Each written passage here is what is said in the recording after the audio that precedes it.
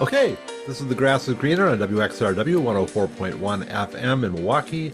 I am the host of the program, Gary Grass, with me is my co-host, Vivek Grineau. Hi, and today we have Venezuela analysis editor and our South American correspondent, Ricardo Vaz. Welcome back, Ricardo. Thanks for having me. It's always a pleasure to be here. Thanks. I understand you just got back from Bolivia, so let's talk about Colombia. No, actually, I just got back from Portugal, which is equally far from Colombia and Bolivia. But yes, I was doing a little research before coming on just to see what are the main stories going around. And Colombia wasn't originally in my plans for this interview, but then as soon as I Googled Gustavo Petro, Colombian, Petro, I mean, he comes across as a very serious character, but he does have a flair for the dramatic. So he had a tweet that read, "The coup has started." Oh dear. Which sounds very, very ominous, and it is. Turns out that what he was referring to is an investigation from the Colombian Electoral Commission on charges that his campaign did not report certain donations and exceeded the maximum amount allowed by law. And I mean, it's pretty obvious that this is kind of a politically motivated investigation. This is a body that was not, it's not chosen by Petro's people. I mean, it's there from the previous, the ancien regime. Mm-hmm. And it's clearly a politically motivated case. It's not clear what actual power they have. I mean, they say that they are bringing charges of, campaign malpractice and what have you, but it's not clear how these would actually translate. But the reading from Petro and his camp is that this is an attempt to raise pressure and eventually trigger a coup d'etat against him. If you look at the amounts, what they're accusing him of is exceeding the campaign spending by the equivalent of $1 million. So it's not life-changing money.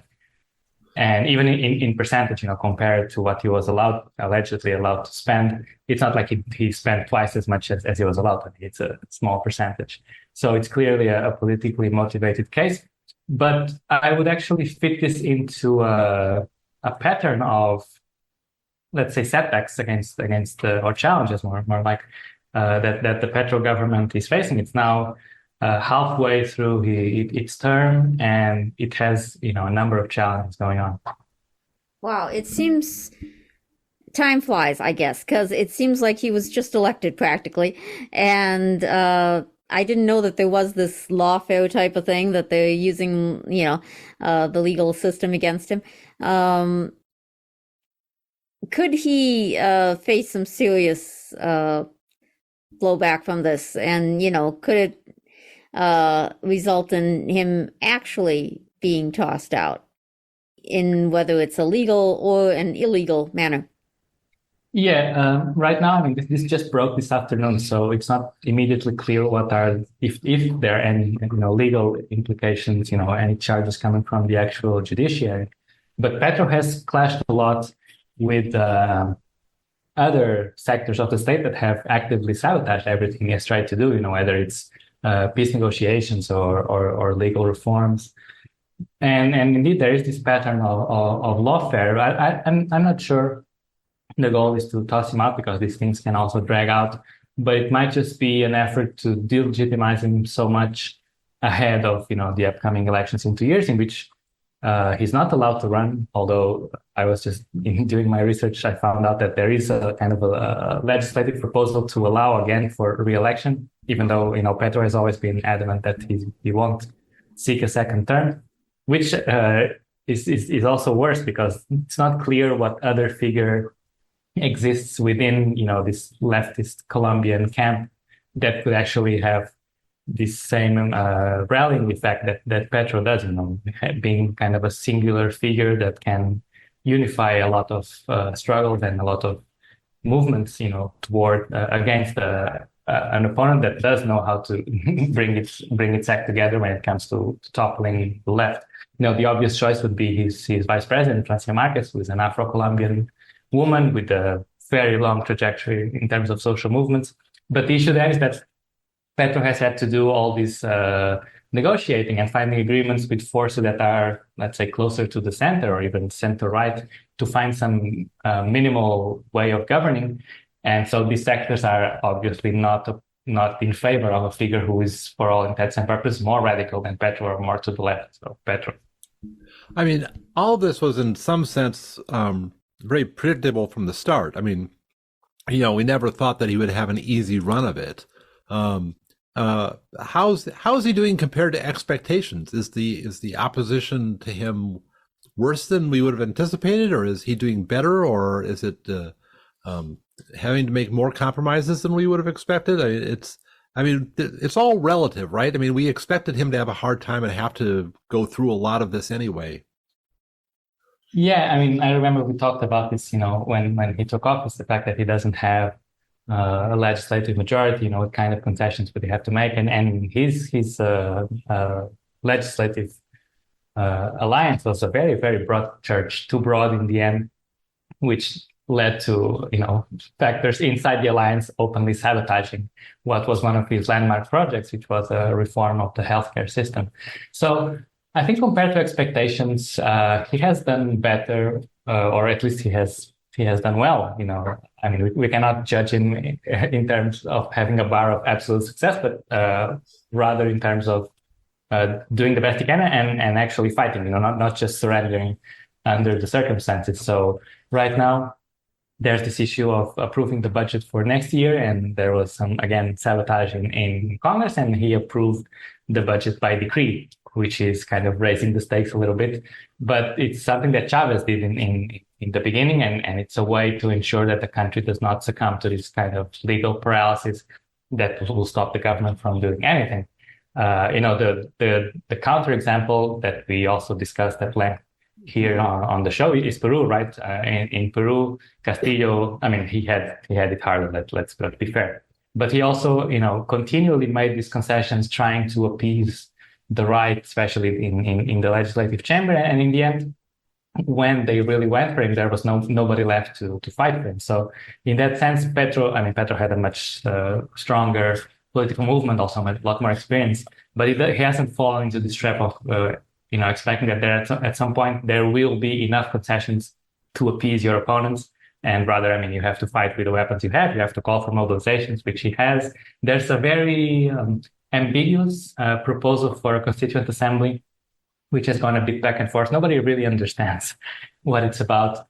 But the way I see it, and obviously I'm not an expert and I'm not on the ground, I see it as Petro kind of giving the idea that he could, at some point before the end of his term, push for a more radical project, in this case, a constituent assembly, to kind of refound the constitution and perhaps address some of these historical injustices that persist in Colombia, even after so much effort.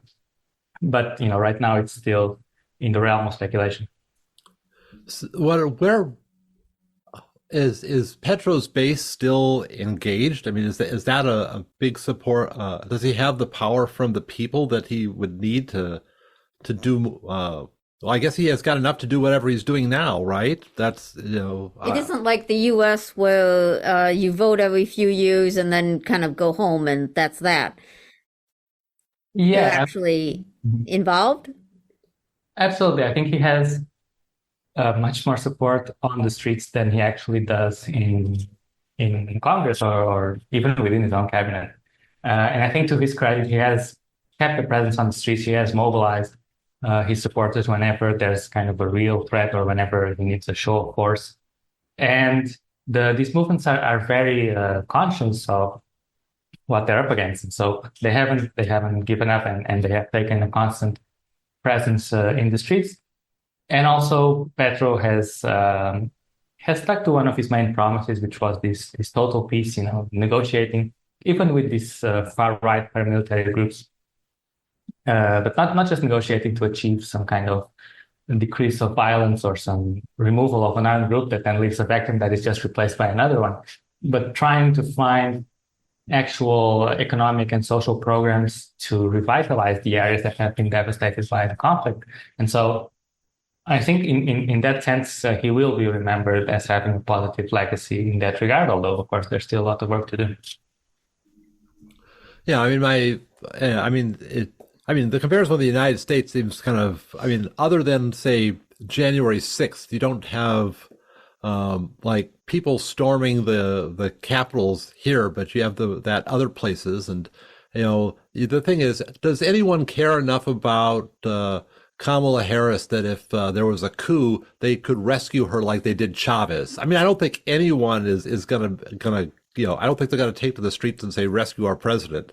But I think Petro is a guy that has this large following, right? And he's earned it, and I'm glad to see. I think I tend to underestimate the peoples of other countries because our people here are not very smart. Um, uh, but if the people, politically active, if the people, if the I'd say. yeah, if politically not that engaged, it's not that they don't have the capacity if they didn't try, but it's way too much of American thinking is I saw something on social media that agreed with me and made me happy, so I'm going to believe that. Not much thinking things out. But if people in Colombia are more engaged, as people in most of the world really are, and they can think about what Petro is up against, they can cut him some slack for things not happening as maybe ideally would be desired. Yeah, I mean, I'm glad I was on mute because that brought a chuckle out of me. Uh, but Petro, I mean, he's a very good communicator. I mean, he knows how to make use of social media. I mean, he's not at the level of, say, Chavez, who really had this connection, but he's very savvy. And I think there might also be a case of him overblowing these most recent, quote unquote charges as a way to mobilize his own base. The threat of his enemies is very real. And so he understands that he's not going to be able to get anything done just relying on these, let's say, upper level behind closed door negotiations. He needs pressure on the street. He needs the support that got him into office in the first place. And so in that sense, I think it's very smart from him, and he's very politically savvy. People always try to dismiss him as some kind of guerrilla fighter, but he's politically very savvy, and he has been he has shown that he knows how to deal even in these very adverse circumstances. Actually, and let me just take a couple of minutes to tell a quick story about Petro in the guerrilla, because when he was running for office, and even before, the Colombian media, the right-wing media, published this photo of him with Chavez. And I mean, there are two versions. One of them is that Chavez was not a socialist, and then he came and met Petro and instantly became a socialist. And the other is that Petro was influenced by Chavez, and that's why he became a leftist. But it's actually much funnier than that. Chavez had just gotten out of prison in 1994 or maybe 1995 after this, failed insurrection in 92. And Chavez was at the core a Bolivarian, so he wanted to rescue this Bolivarian project, of a unified Latin America and so on. And so he wanted to go to Colombia to, understand this better. And there was also a very deep respect and rescuing of Bolivar there. And he wanted to meet with the M19 guerrilla movement. But these people just looked at Chavez as some crazy military officer, and they sent some low-ranking guy to go meet with Chavez, and that was Petro. Well, it worked out. Yeah. Too bad I couldn't have been in the office at the same time. It's so sad to see Chavez go, right? But Maduro's I really I have some questions about the today's iteration of Maduro, but in general, I think Maduro has grown so much in that office. But I was curious to go back to Colombia. What type of popular support does the right have? Because you look at a place like Venezuela, where there's still a lot of polarization, and it's not like 90-10 that the people are going to sweep everything away. There's a significant power still in the right wing that has control of a lot of mass media. They still have people that adhere to them. What is Colombia like? I mean, what are the balance of forces there? I mean, it's do the people who are fighting Petro have anything similar to his kind of people power, or is it blank, or what is it? Yeah, I mean, during Petro's tenure, there have been a few, not that many, large opposition mobilizations. Whenever there's some major reform, and then they call on their supporters because Colombia is going to turn Castro Chavista. Castro Chavista is their scarecrow. So the issue is not so much their ability to mobilize on the street, but rather where they have power behind the scenes. So here, maybe three bigger areas. One of them is the media, as you were mentioning. There's really a hegemony of these large media conglomerates in Colombia, which are tied to these major interests, both in terms of land ownership and also industry and the extractive industries and so on. And so there's a very constant negative portrayal of the government, this constant waving of anti-communist flags and so on. There's also, the major economic powers, the business chambers, these business guilds that try to, because of their lobbying ability in the legislative chambers, they put up these constant obstacles against reforms, whether that's, tax reforms or pension reforms. But I think in some cases that actually works in Petro's favor because it makes class struggle a bit more obvious. Mm-hmm. And so he has managed to take advantage of that, although, there's still a lot of power wielded behind the scenes, but it's hard for them to make a case. In Venezuela, just to have the comparison next door, you really had a small group of economic actors who could wreak a lot of havoc, and that's why you had hyperinflation and all those issues. In Colombia, part of it is Petro's merit, of course, but he has had a kind of a stable hand in the economy, and he has lowered inflation. I'm not sure if to zero, but close to zero. And so this stable economic outlook has kind of kept this wing of being attacked from the economic side. It's kind of kept at bay. So on that sense, it's one less worry for him. And then the third is the regional governments, because Petro's party, Pacto Histórico, which is the coalition, is very recent and doesn't really have a very consolidated structure, and so it doesn't have a lot of power in the region. So those are really in the hands of the traditional political class, which historically Colombia has always been on the right, and so he does have all these obstacles to face. And then the question going forward, if we took a poll right now, perhaps he is the most popular politician in Colombia right now. If you measure him against everybody else.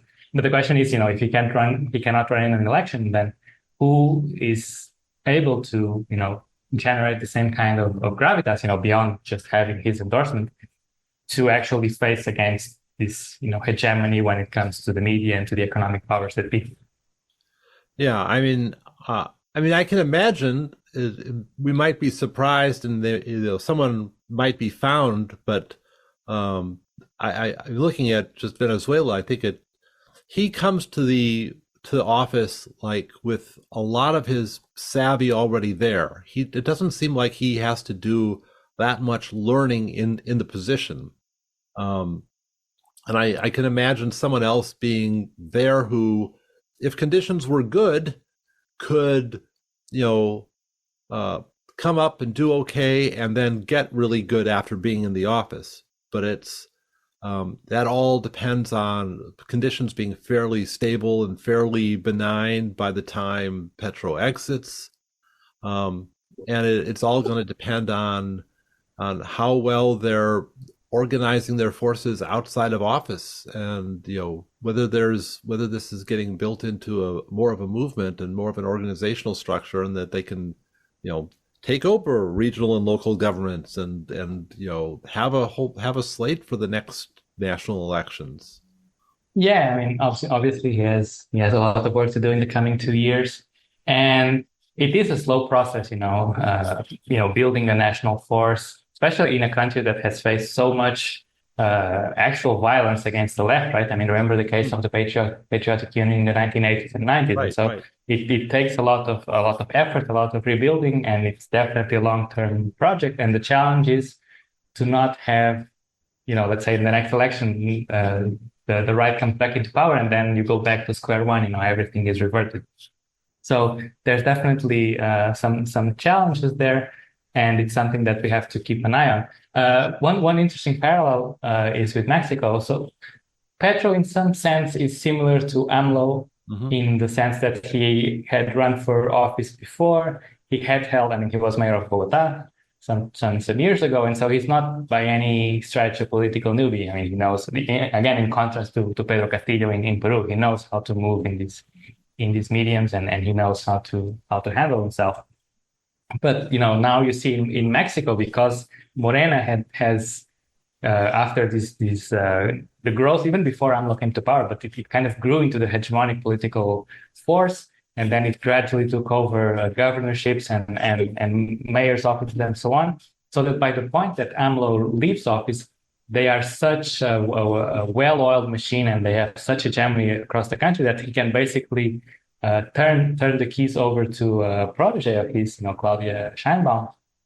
And it's a project that already sustains itself. It has solid principles. It has, these guiding pillars of where the priorities are and so on. I mean, of course, it has some contradictions. Let's not ignore those. But that's something that's still in a much more preliminary stage in Colombia, the way I see it. Yeah, and of course, I mean, there's also just, I don't know how much this is a problem still, but I would think there is at least a threat of, even if it's just in people's minds, a threat of violence against anyone who's organizing on the left. Indeed, I mean, even with all these government-led efforts to talk about and negotiate peace in the territories, it's still a very violent environment, and I mean, we shouldn't just think of it as political violence at this stage, even if originally the guerrillas came from that issue and, the matter of land ownership and so on. But now, I mean, there's a very lucrative drug trade, which begins and ends in the United States. And so the control of the territories, the control of the routes is something that's economically very profitable. And so, of course, that's going to lead to violence given the level of economic interests and the amount of money that's being moved around us. So the big question is whether you actually see the kind of unhinged political violence against the left that you saw decades ago, and even, I mean, low intensity even in recent years. Okay, so did we want to move on to either Bolivia or Venezuela or somewhere else? Let's do Bolivia first, because there's a lot to unpack there. And I mean, even as I hear myself saying this, I mean, a lot of it sounds unbelievable. So just to lay the context, there's seems like a fight to the death between President Luis Arce and former President Evo Morales, essentially to decide who is going to be the candidate in the upcoming presidential elections.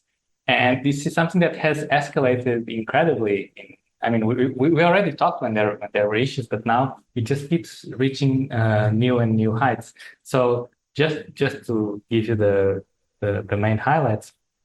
First, it was Evo, because he had control of the party, of the movement towards socialism, MAS, who did his own Congress and expelled both Arce and Vice President Choquehuanca, and had this Congress chose him as the next presidential candidate for the MAS. Then the electoral tribunal came and said, this Congress was illegal because, it violated the rules and so on. And then Arce's faction did a separate Congress, and which chose him as the candidate. But then this Congress was also declared illegal by the electoral court. So this is the groundwork. All this time, you see this constant exchange of messages on social media and newspapers, which first were these kind of passive-aggressive things, Morales saying Arce is going in a strange direction. There's danger for the country, and Arce replying, there are destabilizing forces within our own camp, without naming. But now they've gotten to a point where they talk to each other and they send messages. Arce says that Morales is angry because he refused to be his puppet once he came back into office. Morales says that Arce was the economy minister during the first Morales governments and is associated, I'm not sure if credited, but at least associated with this very fast economic growth. And now Morales says that no, Arce had nothing to do with him. He was just, they just call him the cashier. He was just in charge of, the day-to-day expenses. So it has gotten ugly in this sense and ugly in other sense, because there's also been violence, violent clashes between the two factions. Evo announced at some point that he was going to march and paralyze the country. There's a lot of tradition there of doing this, blocking highways and so on. And so he was leading a march of 5,000 people to the capital. Then, the mayor of El Alto is this twin city next to La Paz, which is an ally of Arce, denied them passage. And so there were clashes there. And then he accused Arce of using paramilitary groups to clash against his people. And then at the same time, Arce supporters besieged Congress to force the pro-Evo faction to approve some legislation. It's really gotten to a very hard to believe point. I mean, in the end, it de-escalated. So Evo's march was called off after 10 days, and the siege against the parliament was also called off, even though, there was some legislation approved and some that was not. But it continues to escalate, and now there's a judicial investigation against Morales for a matter that's very ugly, but which was already closed, which was this alleged relationship with a minor. And so now the Supreme Court is investigating him. Well, there's a lot of miners in that country. It's a mining country. No, So, Morales now accuses Arce of wanting to extradite him to the United States. It's really ugly. I'm not sure what the exit strategy is, whether they're both willing to just implode everything and just roll out the red carpet for the right wing to come back to power. Yeah, it's really dumb. They surely should be banding together. You'd think they would have. They've been through a coup before that the right wing pulled on them. So, my goodness, you'd think they'd, bury their differences and work together. Yeah, absolutely. Especially after everything they went through, just like you were saying, there was this coup in 2019. Evo was forced to leave the country. And then there was a mass congress in Argentina, which chose Arce as the best candidate to run in the 2020 elections. And he won quite successfully with a huge margin, so huge that this coup government could not really do anything about it. And then, nobody really cares what I think, but I lay a lot of the blame on Morales, because Morales had his long tenure at the head of the government. He is the most important figure in recent Bolivian history by a country mile, and he deserves a lot of credit, but he doesn't have like a God-given right to just reclaim a throne, right? Right. That's not how it works, and that's why you have political parties. That's why you have internal process. That's why you have elections. And so, ever since he came back to Bolivia, he didn't really know what to do with himself, because he is an important figure. He could not come into the government. He would just completely overshadow and be a disruptive force, even if he meant well, which it's not clear that he did. But at the same time, he cannot just expect other political actors to roll over and bring him back. He also has responsibilities over what has gone on. That isn't to say that Arce has not resorted to, quote unquote, dirty tricks, or in this case, just using the state institutions that he controls in his favor. But it seems like this is a war where everything is permitted. And Garcia Linera was vice president under Evo Morales, and he's a reasonable person. I mean, he's a very smart and very important theorist. He did say, I mean, he's as befuddled as we are, saying that this is just going to lead to the end of the project for no good reason, right? I mean, it's just a fight between brothers that's not going to end well, and there's just no reason to see it like this. Does it seem like it's basically comes down to personalities and not to any particular issue? Yeah, I think it begins with personalities, and then they try to find an issue so that it doesn't look so personal. So Evo accuses Arce of leading the country to economic ruin, and there being a crisis in fuel supply and so on.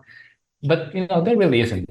GDP is still growing, the economy is stable, there's low inflation and all that. And Arce accuses Morales or his supporters of destabilizing the country, which again seems like a bit of an exaggeration, but that's kind of where it is. And I don't really know what the right is thinking, but they must be watching this and thinking that this is a godsend, having the two main factions of what is by far the hegemonic force in Bolivia just destroying each other like this. It's just going to make the life of the right-wing parties, which are very low on credibility. They staged the coup in 2019. They did all this. They were responsible for all this bloodshed and massacres. And they ran an election. They were crushed in the elections. They were rightfully charged for their actions in the 2019 coup. I mean, two of their main leaders are behind bars. They had this very farcical coup attempt a few months ago, which again should have actually contributed to the unity of the movement towards socialism, but it did the exact opposite. And so now you just end up fueling this possibility of the right returning to power, and it's just completely self-inflicted. Yeah, I have no reason to question that, but at the same time, it's hard for me to imagine that. I mean, it could be like completely just an internal thing, but once you see this dynamic develop, right? There's going to be people who are outside of that want to make it better, and people outside of that are going to want to make it worse, right? So, if you were the right wing right now, and the last little coup attempt, even if it was silly, helped fuel this internal,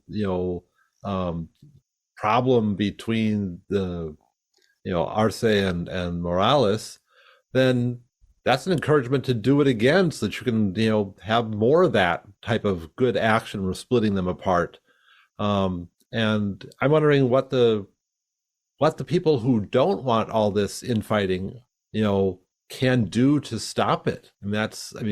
It's not what Morales or Arce see as an exit strategy for them. It's what do people on the outside see as a way to intervene and try to fix this? Is it possible? Is there someone with the stature to just knock their heads together and stop them? I don't think that. I mean, no one has higher stature probably than either of them, but there must be someone around that, can be looked to.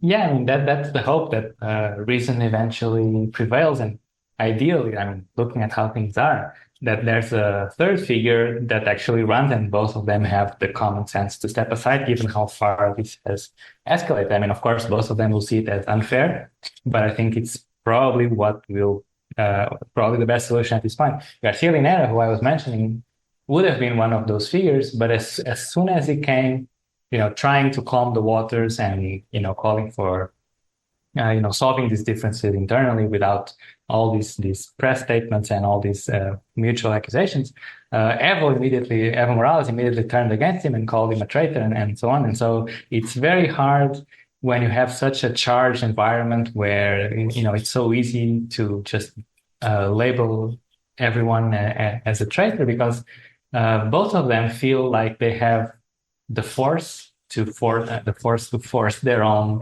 will, and so they don't see a reason to negotiate. But the fact is that none of them seems to have the upper hand. So it's just getting more and more destructive. There was even a very farcical scene, when there was this Morales march or Morales-led march going on, where Arce publicly invited Morales to come and talk at some government building, and Morales didn't come, and Arce made a whole show of it, just showing the empty room and how he was waiting. And then Morales invited Arce to go talk to him at the march, and Arce said, that there's no security. So it just it just gets a farcical dynamic to it. I mean, there's still enough time for cooler heads to prevail and actually come up with.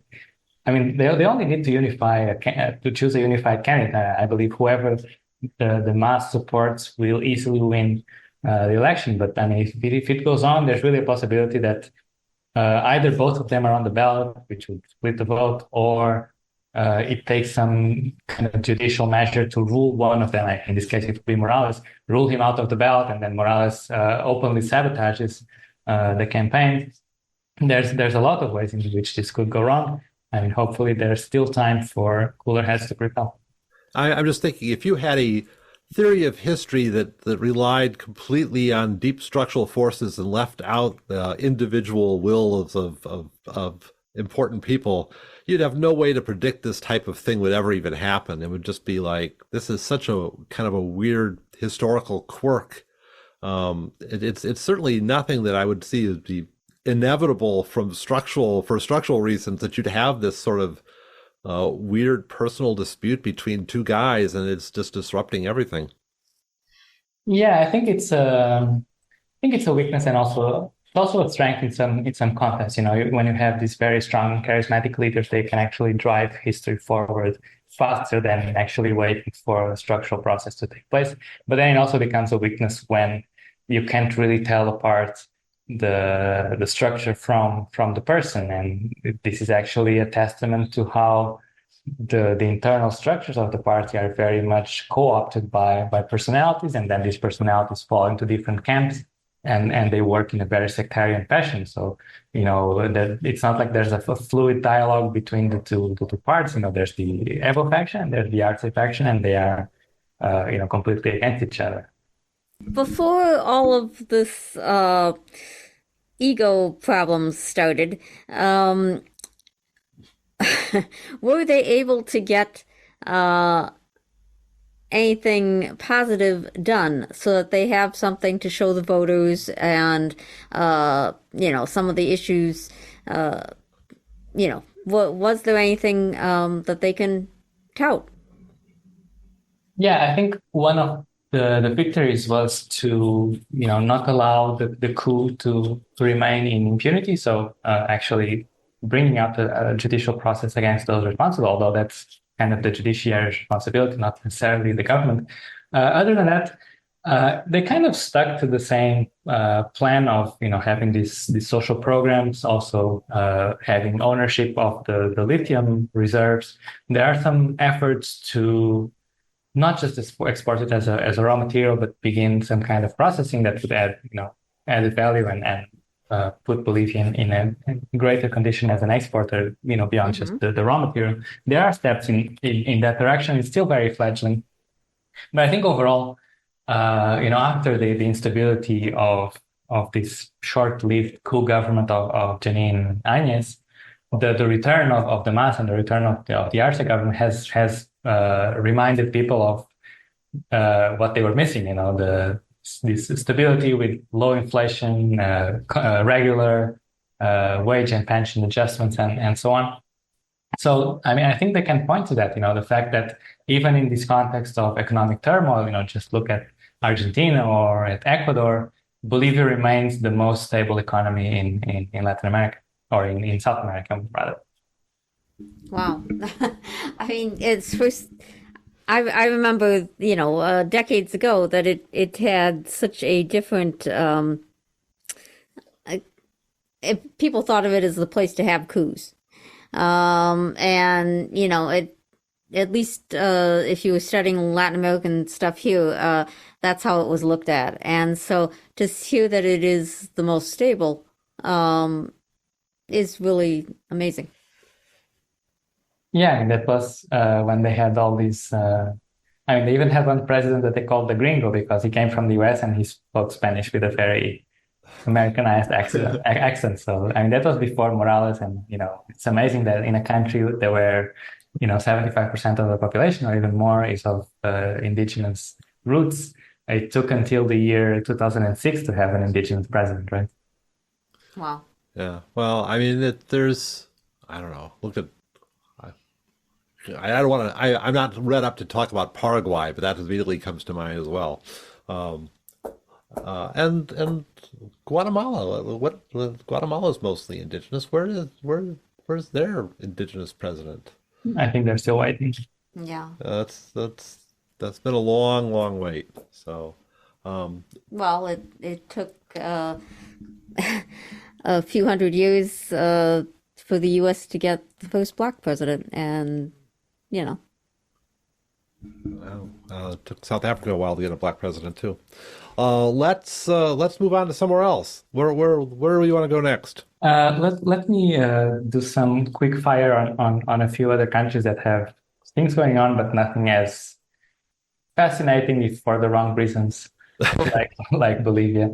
So in Argentina, there's been constant turmoil ever since this. How can I call it? Libertarian. Just thinking of Malay, it just makes you want to laugh. Since this libertarian came to power. So I was just reading a report at the Associated Press that poverty jumped more than 10 points in the mere 6 months that he has in power. So from 42 to 53%. So that's how deep and how fast this neoliberalism on steroids is happening. And I mean, Argentina was already struggling. We talked about it before, how they were kind of trapped into this debt with the IMF, and how the Fernandez government, I mean, of course, they also had to deal with the pandemic, but they couldn't really find a way out of it. And so things just got gradually worse, and it led to this absolute disaster. And this, I mean, we're going to have to redefine shock therapy based on what's going on in Argentina. There are protests. I mean, in Argentina, they don't take these things sitting down, and trade unions, students, and so on have been mobilizing. I mean, a few days ago, there was a mobilization that was, I think, more than 1 million people in Buenos Aires and maybe 2 million from the entire country, because Milei, the president, vetoed the new budget for higher education, because his vision is that higher education should not be public, and this is something very sacred in Argentina. I mean, many of the revolts against the multiple dictatorships across the 20th century began with students, or at least had very strong student involvement. And it's really absurd that, so Milei is now trying to pass a budget, and in these terrible conditions with very high inflation, he's actually aiming for zero deficit. Zero deficit is right. I mean, I don't think even, I mean, of course, the most unhinged neoliberals would recommend it out of a pure morality arguments. You can't really make an economic argument in favor of it, but that's just taxes are the equivalent of slavery, right? That's Novick's theory, right? If that's at that level of argument, you can defend the zero deficit. But I mean, what do you want? Slavery? If that's the alternative. But yeah, I mean, it just shows how extreme this experiment is going on in Argentina. I mean, the hope is that there is enough of a popular response that actually forces some changes, because I mean, this doesn't seem sustainable in the long run. Yeah, and I mean, Malay's been. I mean, I've seen him all over Twitter. Sometimes it's because you have these economic charts that show this Malay miracle, and others it's him, slapping Netanyahu's back and giving him hugs and saying how much he'd like to, how great Israel is, and that's a wonderful model for Argentina. Yeah, I mean, he has the complete package. He's also a fanatical Zionist. So I mean, it doesn't get any worse than Milei. I mean, I'm not sure if it's worse if Trump gets reelected, but I mean, it's certainly very tough right now in Argentina. Well, I mean, Only if the second Trump is worse than the first Trump, because we had one round of Trump and it was bad, but it wasn't Malay bad. Yeah, that's the thing with Trump. I mean, you never know. I mean, even he doesn't know. Yeah. It's just such a. I mean, it's going to be bad, but it's just a wild card on so many levels. And actually, let me use Trump to jump to Venezuela for a second, because when we talk about Venezuela and we talk about sanctions, what's going to happen with sanctions. There are these constant threats from the Democrats of ramping up sanctions in the wake of their people not winning the election in July.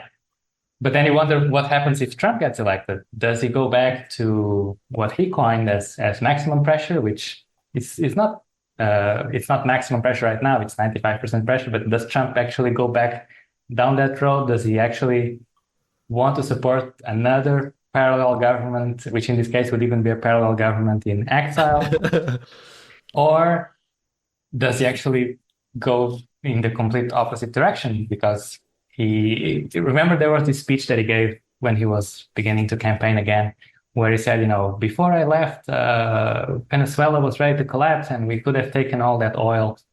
I mean, of course, it wasn't ready to collapse by any stretch of the imagination, but You can also see just what he's out for.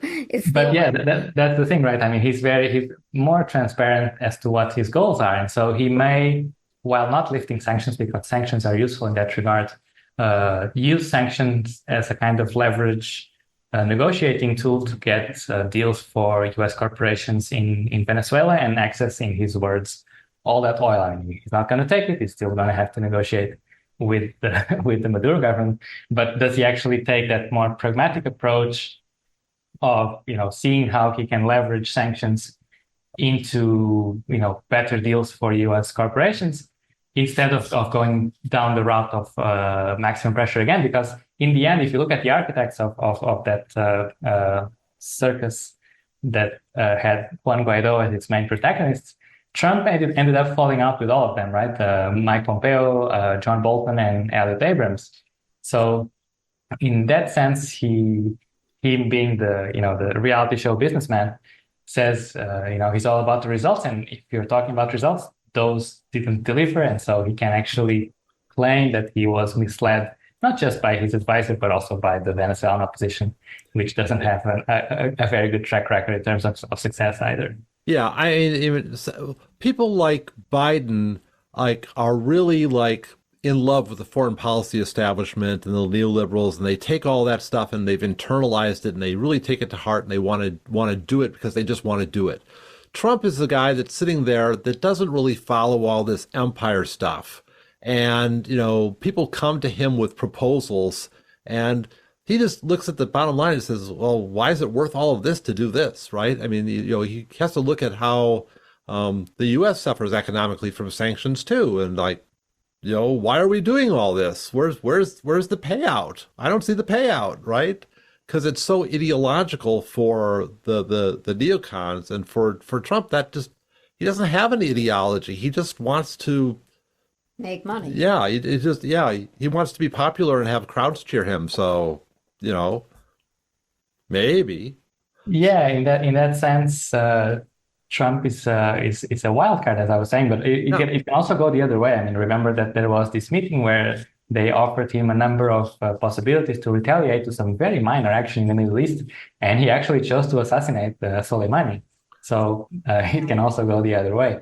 But yeah, in that sense, I agree that, and that's perhaps why the establishment is so fearful of him, or at least so despises him so much. It's not that he's an outsider, but he's an insider who doesn't always follow the playbook. A bit of chaos. Yeah.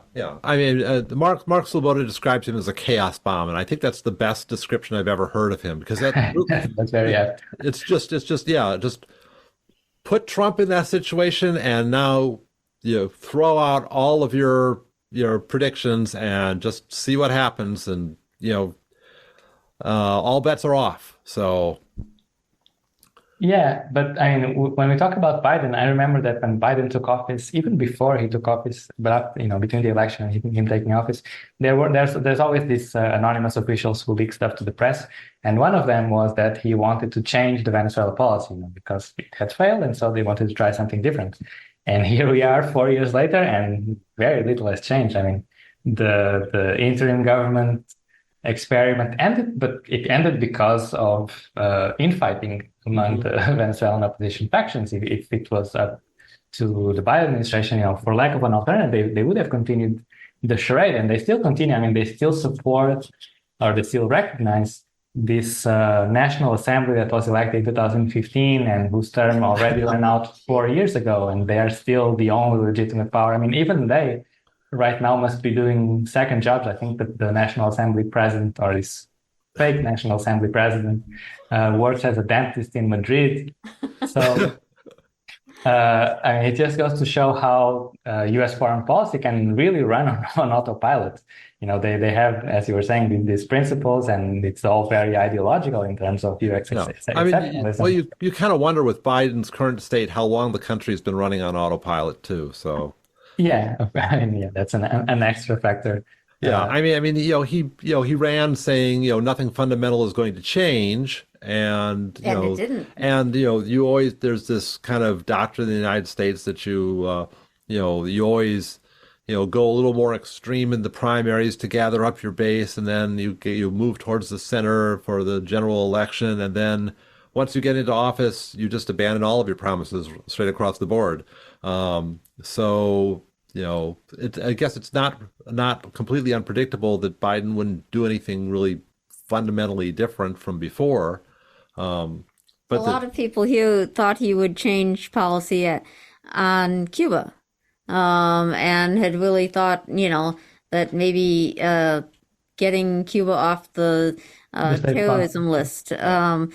State sponsors of terror. State sponsors of terrorism list that Trump had put them on just at the very end of his administration.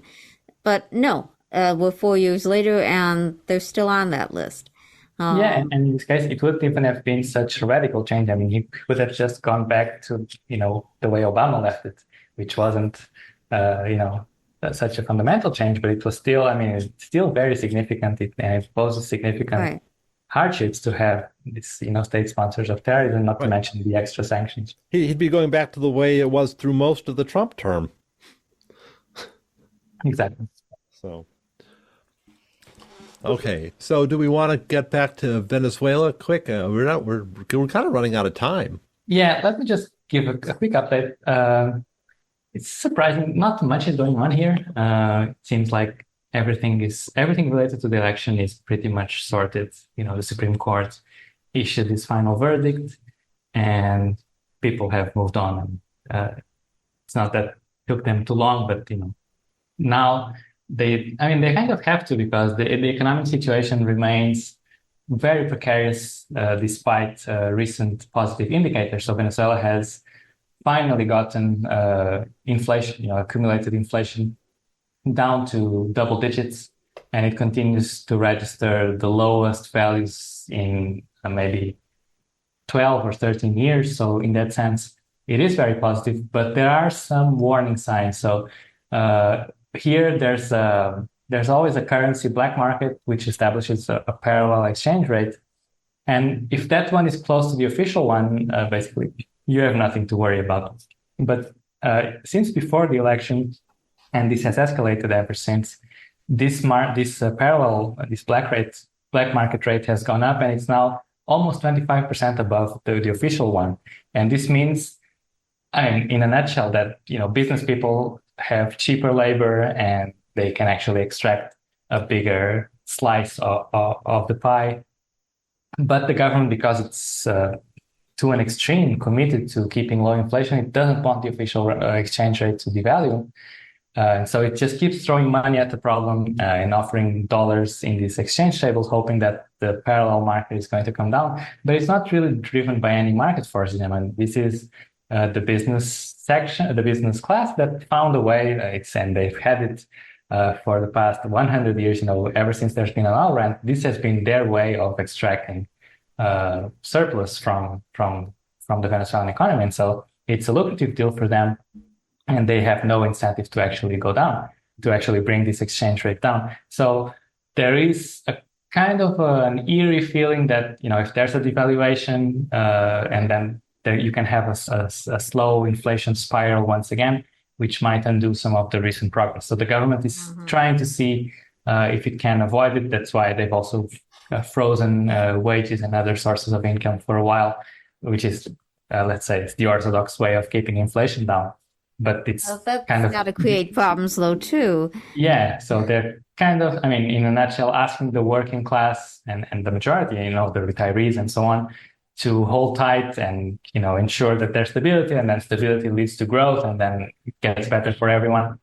But it's a very difficult balance to strike, especially if it starts to drag on. And, if this differential continues, then it means that life gets more expensive for the majority, and you have to adjust their incomes at some point. All right. So something needs to happen sometime, but it's not a critical point yet. I know Yuri had some question that he wanted to ask early on.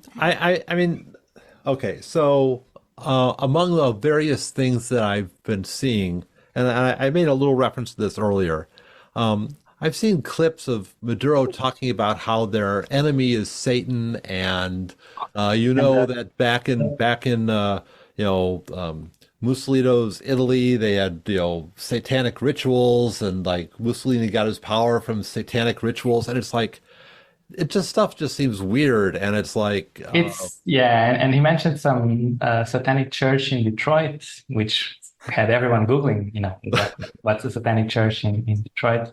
And something from a few years ago. Yeah, this is a part of the discourse. I have no idea. He has had, let's say, flirting with the evangelical sector for a while, which this is growing, not just in Venezuela, all across Latin America.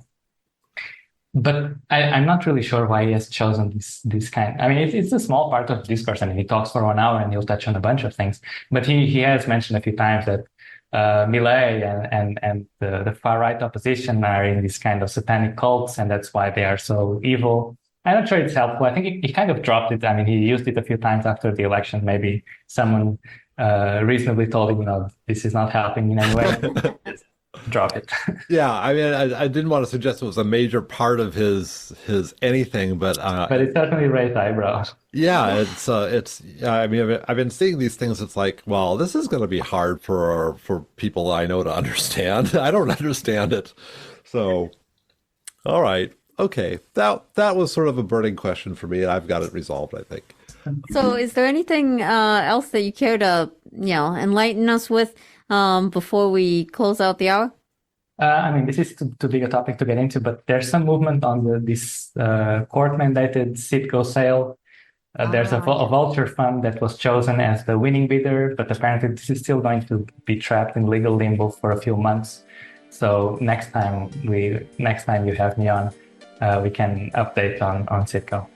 Yeah, I saw a little of that too. Maybe next time we do a bit more on the Venezuela, since we'll see what the news is. We'll see what happens, because maybe there's something else we'll need to cover. But always good to have our correspondent back on the show. I look forward to next time. Always a pleasure. Thanks for having me. All right, bye. All right, Ricardo Vaz.